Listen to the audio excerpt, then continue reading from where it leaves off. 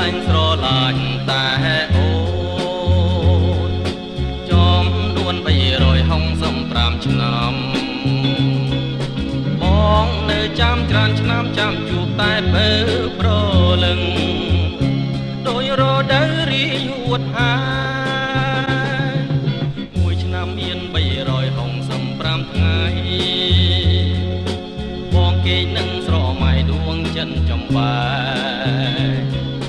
ទឹកភ្នែកហូរអាឡ័យរាល់ពេលរាត្រីម្នាក់ហើយ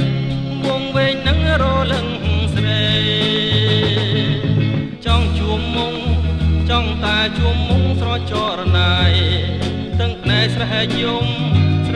ក្តែងក្តែងរាល់ថ្ងៃចង់ថ្លាថ្លែងសំ